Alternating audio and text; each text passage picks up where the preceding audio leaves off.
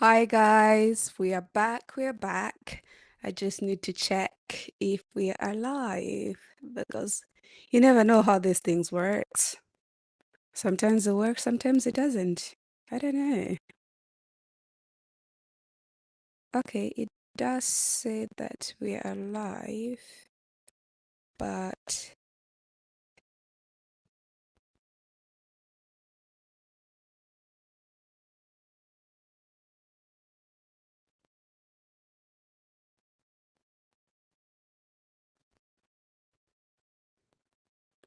okay.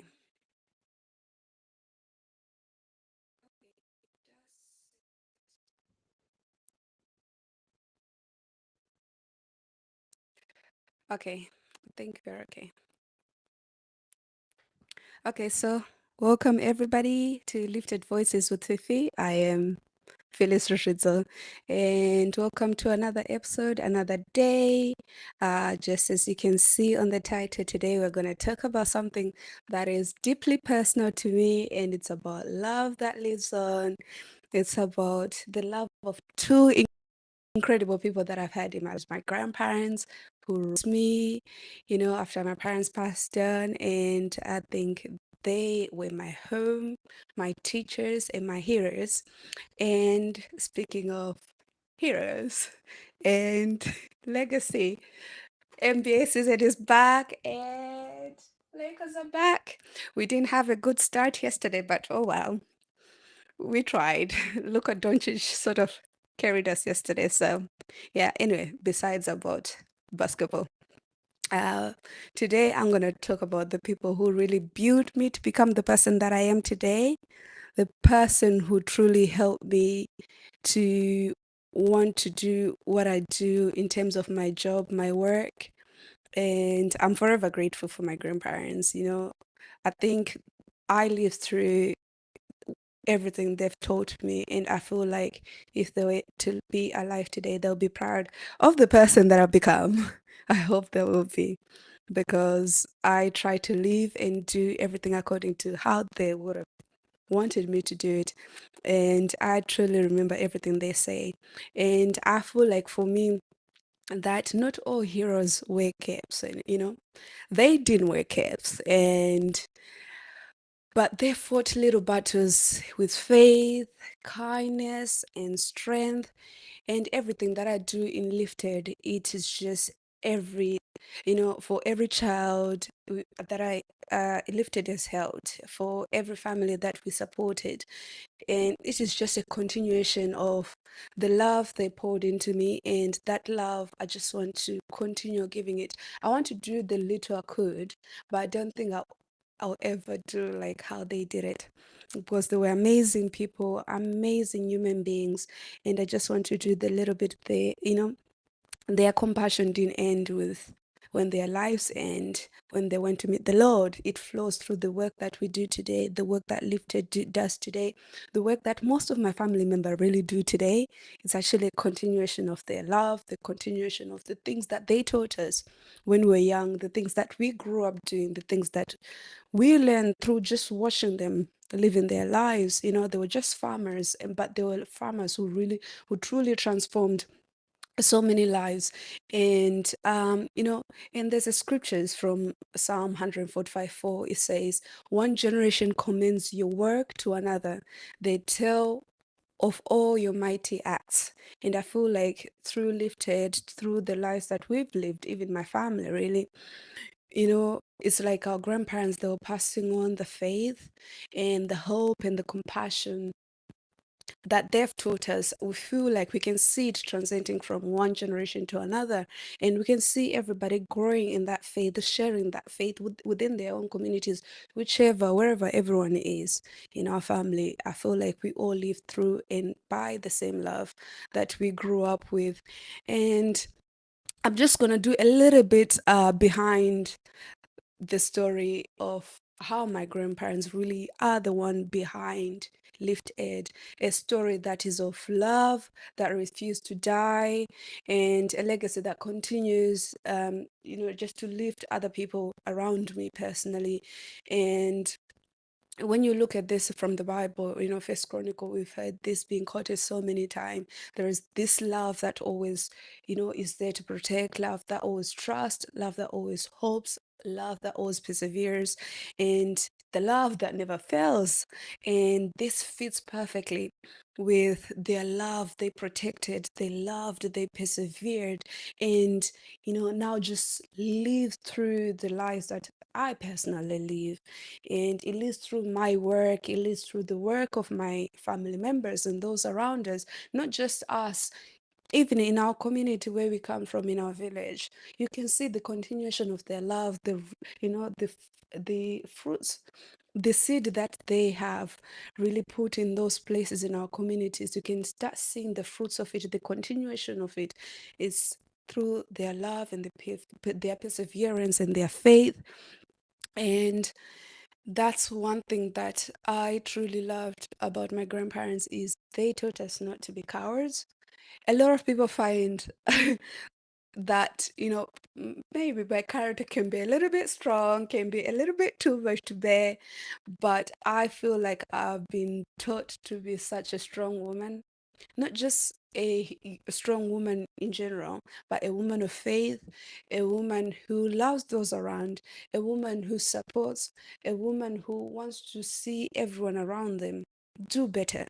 And that's the love that my grandparents really put in each one of us. Myself, I'll speak for myself. I feel like that is what our grandparents have truly done, and that is the things that I see in my life. And I feel like my career, even up to today, is just shaped by the things that, just by watching them. I grew up watching my grandparents going from one house to another, not just ministering, but being supportive in the community, helping people. It could be food, supporting those who are without food, just advice, talking to people. They were amazing mentors in our community. My grandfather was a teacher, and they've taught so many people, and you can hear so many testimonies that has to do with the things that they have, the changes that they've made in so many people's lives. And I can only speak to the impact they've had in my life. you know there's a scripture in Proverbs 13, I think, Proverbs 13:22 says, a good person leaves an inheritance for their children's children. And I think that this isn't just about the money, because I didn't have any money when they died. But it's about, the legacy of faith and the values they truly passed on to us. And that is something that is very important to me, because I can see the fruits of that today. I'm very passionate about community work. This is why I went into social development, where I could really help people in the community. I could try and help for those who really are in opposition, because I lost my parents when I was 3 and 5, and my grandparents, they took me in. And I'm not the same with every orphan you could have seen out there, because I grew up with strong people who taught me not just faith. They taught me how to give. They taught me how to love. They taught me how to be passionate about things. For those who know me, I'm a very, very, very passionate person. And that is something that we were taught growing up. You need to love the things that you do. And they also taught us to love God above and beyond everything. They taught us sincere faith. I remember, growing up in our household, just praying alone. It was something that you didn't have really a choice on. It's something that you had to do, because it's a must. Everyone must be prayerful. But there was so much joy when we do it growing up. Like when we do evening prayers, we would have our meals, and after our meals, we would have our prayers. And every night, our grandfather will ask each one of us to sing. That's why that's why I love music. That's why, for me, praying through worship is very, very, very, very, very important to me, because I feel like my prayer has to start with worship. It doesn't matter what circumstances, where I am, what I'm doing. My prayer always starts with worship, because that is something that I was taught to do growing up. And Yeah, I'm just trying to check if this thing is even working. Yeah, we are okay. Yeah, so actually someone once asked me, like for those who have experienced my praise and worship, who have been when I was leading prayers, I'm a very emotional being when I pray.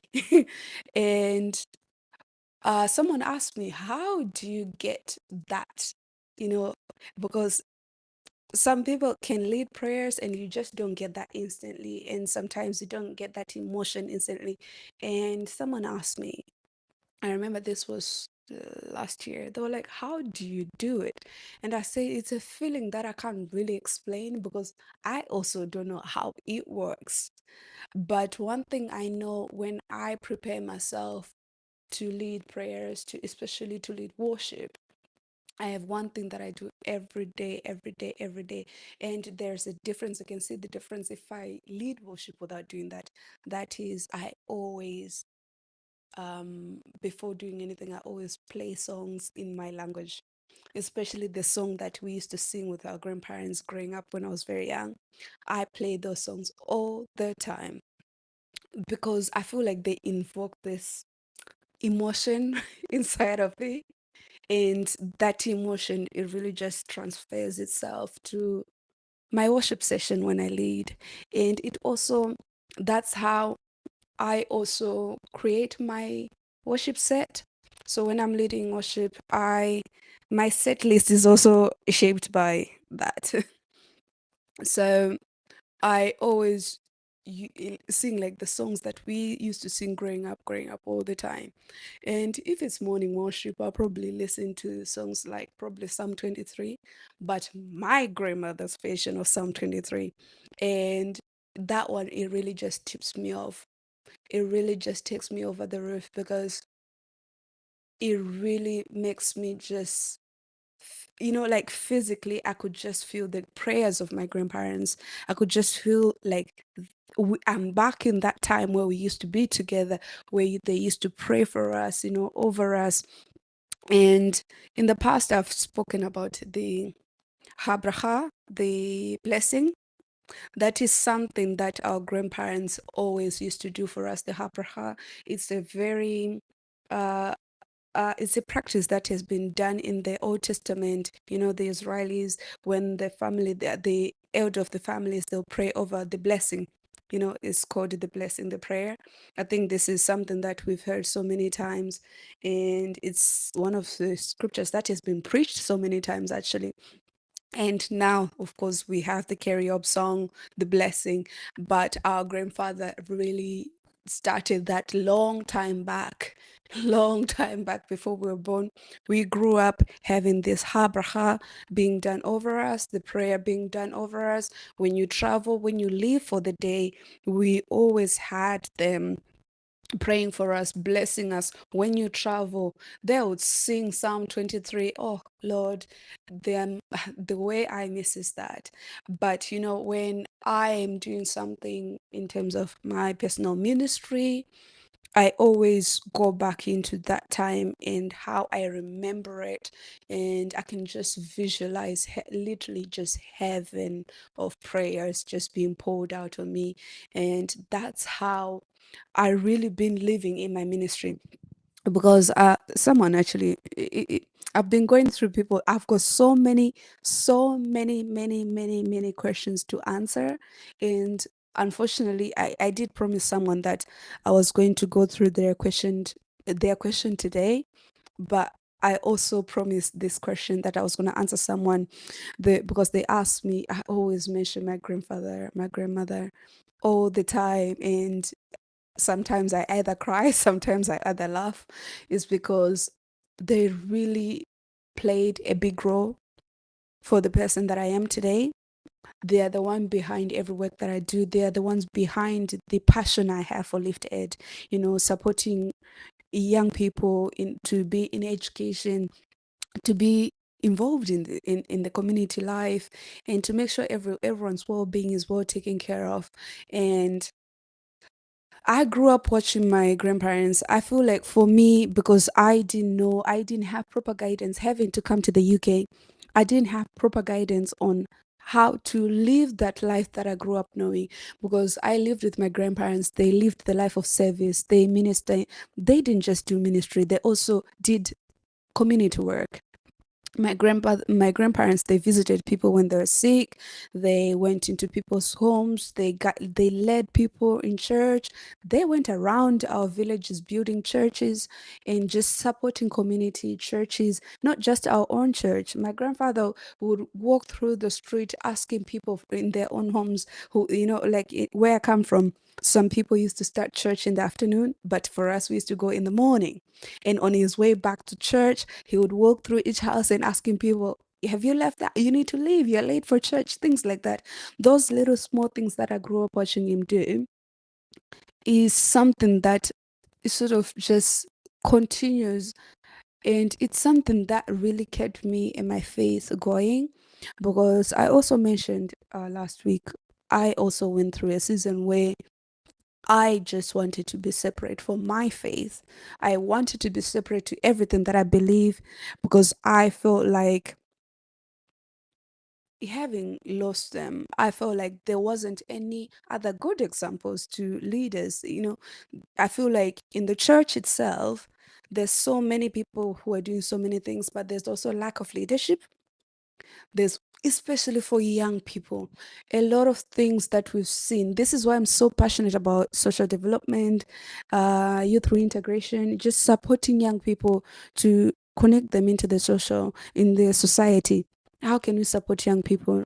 Not just, education, being integrated into the society, but, faith also.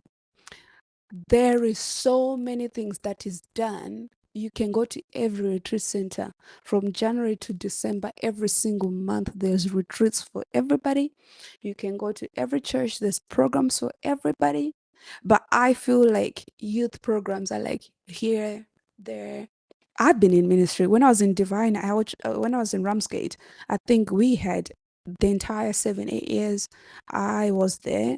I feel like we only had retreats for youth less than 5 times in 7 years. But of course, they do have a very strong youth community.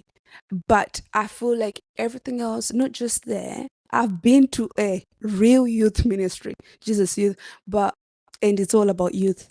They do so many things for the community. They do so many programs for the youth.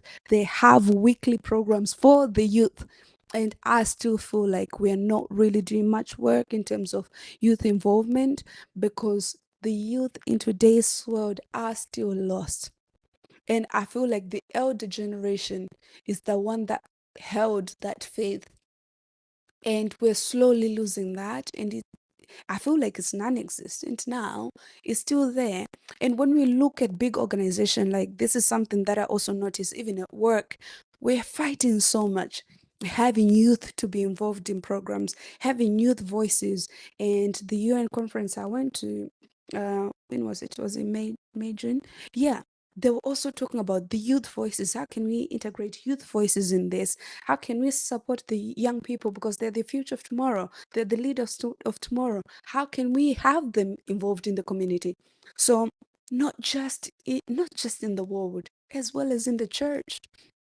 So it's rare to find elderly people who are mature in faith, who are experienced in faith, to come out and be ready to just be a hand to young people. And I've seen this in all the places that I've gone to. I've lived in East Africa for a while. I was in Uganda. I've spoken to a lot of young people also from Kenya. I was in Rwanda for a really, really, really long time. And there's always a gap. One struggling thing I've seen in ministry and outside ministry, it's always have to do with youth. And that is why I'm so passionate about that, because my grandfather was so passionate about young people. Like he loved kids. He just loved kids, because he always say, you never know one thing. Let me tell you one thing. One day, that little boy is going to be a president, you know? So don't underestimate them by their age. Listen to what he used to sit down and listen to little kids, 1, 2, 3, 4, 5, 6 years old. He'll listen to their little stories, and he'll be so excited about that. And I never truly understand why. Like, he's old, he's got so much things he can do. He could have so many people that could entertain him, but he would prefer to have young people around him telling stories. Our grandfather was the best storyteller in our community. Young people just come and sit and just listen to him talk. And just as well as my grandmother. Oh, my grandmother. My grandmother is I feel like it's the reason why I'm so resilient. Like, you can put me through the storm. Look, I've gone through all the sizes of storm. But one thing I'm always confident on, no matter what, there's no storm that will ever crush me, because I feel like I've been firmly grounded, and then made sure that my feet can stand on their own. And that is something that my grandmother was so much, growing up, she kept on drilling into me her faith, the ways of living as a woman of faith. And that is something I'm so grateful for. And I remember Father Anthony always preach about grandparents in the scriptures, the faith of the past, how that can live on. And when I share my stories with him as well, he would say, you are like the story from Second Timothy 1:5, the grandmother of St. Paul. The scripture says, I am reminded of your sincere faith which has first lived in your grandmother Louise and your mother Eunice, and I'm persuaded that now it also lives in you. So I think, to me, this is so personal, because it speaks directly about a generational faith and love that is being passed on, and that has been passed on. And this is the kind of faith that my grandparents had. And this is a saint that I've also overly quoted, St. Catherine of Siena. If we are all doing what we're called to do, we will set the world on fire. I feel like my life has been set the certain way it is. Someone once asked me, how do you feel about having to grow up without parents, having to live the life that you have lived and everything? And I said, you know what? Sadly enough, weirdly enough, actually, I think I'm okay. I feel like there is a purpose to how things went. Of course, I would have loved to grow up like every child with the parents' love, but I feel like God truly manufactured my life, and He put every puzzle together so that it makes sense. Like I said, in the past, a lot of things never really made sense. I think as I grow in faith and as a person, a lot of things is starting to make a lot of sense, really, and that includes my faith the most. My faith, my personal life, these puzzles are now starting to be coming together, and that is something that I'm so grateful for. And this is why I always live by the words of St. Catherine of Siena. If we're all doing what we're called to do, we will set the world on fire. So having to live that life, moving from, I lived in Victoria Falls with my parents, moving to villages. I grew up on a farm. A lot of people wouldn't believe that. I was a farm girl. My grandparents were known farmers. So I grew up in the field, and my grandfather always taught us, you won't die by working hard. So you're going to find that a lot of people, not just young women, aunties are now old in their 60s and all, but every single person in my family, they're hard workers, especially girls. Like, our grandfather was so strict on girls, on the values that us as girls we have, being hard workers. Our grandmother made sure that we were taught the values of how to live as a woman of faith. And we are all strong individuals, but also strong in faith. That is something that we grew up around. We grew up with such love that it also continues even now into our day-to-day lives. And that is something that I want to be my legacy. I don't know if I can do it better than they did, but I feel like I've had living examples in my life. I lived with my grandparents since I was 5, and they've taught me faith. I've done ministry when I was young. I always laugh when I face certain ministry issues and everything. And I'm like, I've been doing ministry. I'm 33 now, almost 34. And I started when I was 5. So it's been 28 years of ministry. So I've gone through everything that I could go through in personal life and as well as in ministry, because I've grew up with giants of faith. My grandparents, they are heroes because a lot of people, they'll never know. Actually, to me, they're not heroes, they're saints. They are just unclaimed saints. My grandparents, they lived a life that a normal person today probably couldn't repeat it. A person who's not a priest or anything couldn't repeat it. I've been traveling and working with priests who've been going around building places, helping people in faith. My grandparents been doing that their entire life in villages. If you go back where we come from our home in Mundoro, where our official family home should have been, they they lived there. They helped build churches, they helped build hospitals, school, everything, and they moved to be put in another place all the way in Sanyati, where our family home is now, where they helped our community. We used to walk 3 4 hours to go to a place where they were helping to build a community, a church community. We used to start doing Sunday prayers under the tree, because where we come from, we didn't have priests, so we would get mass once a month. So that means the rest of the week, the other weeks, we had to lead prayers, and our grandfather used to lead service every time. So we have lived through all of that, and many people don't even believe that that's how I grew up. Because I remember when I was in Rwanda, just sharing about, oh, I can work. People are like, ah, Phyllis, you don't know how to do anything. No, I grew up on a farm.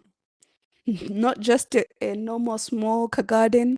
No, a farm. My grandfathers were well-known farmers who actually have enough things to give to them. I don't know what we call it here, where you put food and stuff. I don't know, we call it JMB or something. Yeah, there. Anyway, so we were taught to be strong, not just in faith, but in our day-to-day lives, how we carry ourselves in the community, how we are charitable in the community, because my grandparents, they really helped our entire community. So we grew up going for mass service under the tree until we built a church. So we did the ones I remember four of them. I remember we went to a place called Dugwani, which was almost 4 hours on foot. Would walk there up in the hill. Don't ask me to walk there today because I wouldn't dare do it, even if I'm paid for it. Yeah, and we would walk there until the church is built, until they have their own community. We moved to Chirikiti. We built a church there. We started at this school called Chirikiti, where we used to have mass under the tree. So it's so funny when I watch these little stories you see online about priests having masses under the tree, and I'm like, at least they've got a priest. We had our grandfather. He was our priest because we had none, so it was that place. Chirikit wasn't too bad. I think that was like an hour or two. We had to walk through this big jungle, and then of course our own little center. What was the name of it? Oh, we used to go, it's called Comsaver. We used to go there every day. That's the place where my grandfather would walk around each house knocking on people's door. Wake up, go to church. Wake up, go to church. That was just his nature. And we would go there and we have mass. At first we didn't have even a little hut or anything. We just used to sit on the rocks. It's like it was up on a hill. We used to just sit on the rocks there with our drums, with our shakers, and we used to lead. I started leading prayers when I was 5. So what can you tell me about today? Yeah, so we used to do that there. And then from there, we went to a place called Nimo. In our place where we live, Nimo probably is a little bit of a bigger. They now have a massive, beautiful church. I think my grandfather will be proud, and I think he is proud. My grandparents, both of them, will be proud just having to see all those places just having to grow to become so much what it is today. And of course, we have our retreat center there in. I forgot the place. Yeah, but I pretty much grew up there. We used to walk there on foot. I think that's one of the stories me and my sisters up to today. We still talk about how we used to walk Like we would carry when it's school holidays, we'll go to the retreat center. It was a must. We go to the retreat center and help because our grandfather, they were used to be part of the church where they train young priests before they become priests. They will come and stay in our house during that train. I forgot what it's called, where you have to go somewhere to do a service before you become a priest and stuff. So we grew up with priests in our home and even trainee priests. We grew up with them and they would support those, and we would go and support the local church. We would go and support the local church and we would go to retreat center. I remember we used to carry our clothes, our everything, our food and stuff. And I think there it was even further than the first place to Gwani, but I've done it all. So for those people who thinks, oh, Phyllis can't do anything, yeah, it's so funny because I remember when I was in East Africa, people just think, oh, she's so frail, she can't do anything. Oh, come on, I grew up on a farm. If I don't want to do anything, of course you think that I can't do anything, but I am capable. I was built and I was taught. My grandfather used to tell me, Phyllis, you can do anything you set up your mind to. And another thing, I always used to think, oh, he's a little bit rough with me sometimes. Because my grandfather grew up just reminded me of my identity. Phyllis, you can't play with your life. Phyllis, you can't be lazy with your life. You need to remember that you're an orphan. I want you to do better. I want you to have a better life than the one I had. And I don't know if I'll ever have a better life than he had because his life was just so magical and beautiful. But such people, such legacy, such inheritance that is spoken of in Proverbs 13:22, that it's something that leaves from your children to their children to their children. Most of our cousins' children, our children, they'll probably be never, well, they haven't met our grandparents, most of them, some of them, but I'm telling you, everybody remembers them. The community remembers them. These people, when they die, it was like a community funeral. It felt like a state funeral, having my grandparents dying when they died, really, because that's how much they meant to the community. But then I think our family is just, we come from a background of faith. Of course, for those who knows, I've also shared that we have relationship with the first Zimbabwean. Zimbabwe was colonized by the British in the past, and then we had archbishops who were white, and the first black Zimbabwean archbishop was Archbishop Patrick Fani Chakaipa, which is where my grandfathers come from as well. So it was like family members. So it was automatic for my grandparents to be in service in church, to serve in church, especially when he was alive. They had to be supportive in helping in the church. And we have so many, family members. Father James, well, he's my son. Not literally in my culture, they call me mother for a reason. And Sister Julian, she's my daughter. She's my auntie's daughter, so she calls me mom. We've got so many, Sister Christine, we've got so many family members who are in religious life. And so, our family just grew up in this. This has been the direction of our life, but we all grew up in service to the church. We serve our community, we serve the people of God, and we live in love. It's because we grew up with love. Love passes on love. Love cannot pass darkness. Love cannot ignore injustice. Love cannot ignore those who are crying out for it.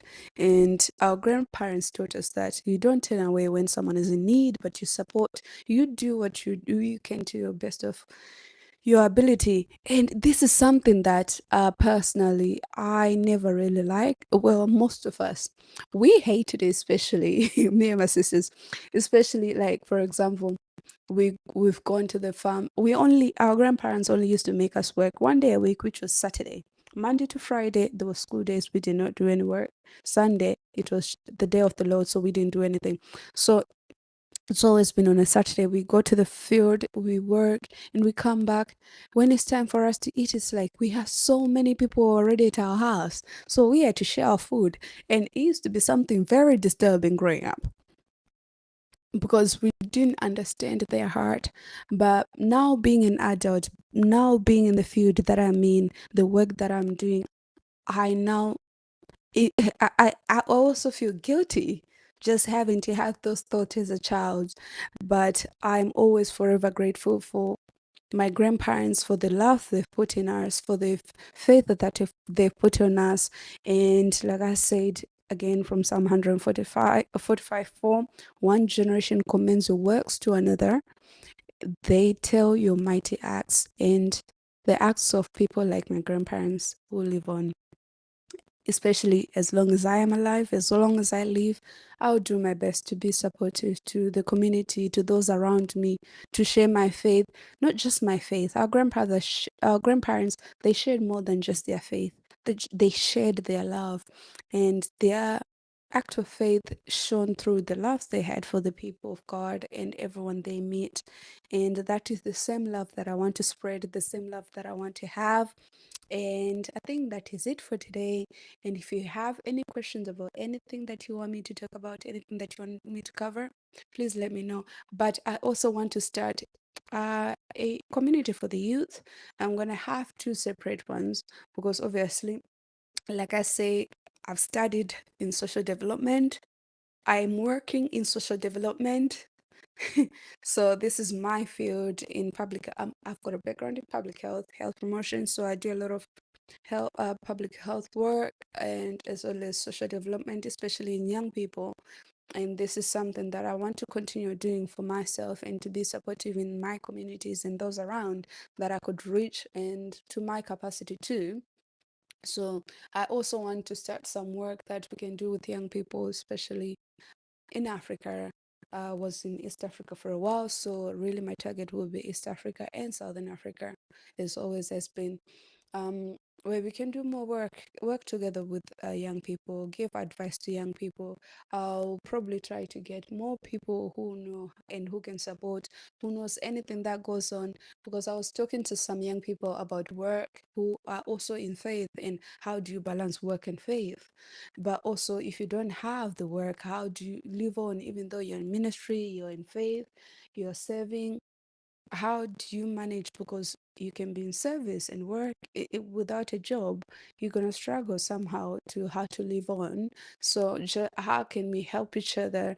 Those are the things that we can talk about in the future, how to help one another, what can be done. Does someone know? We can have a community where when someone knows there's a job, there's anything, we can always tell each other, which is something I've been doing a lot lately. I see any jobs anywhere, I inform people.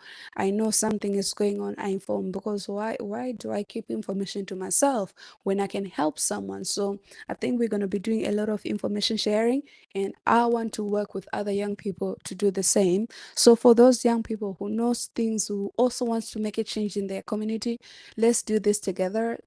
Message me, DM me, whatever way you want to reach out, do so. Then we can create a community where we can help one another in, how to make it together in faith as well as into our day-to-day life.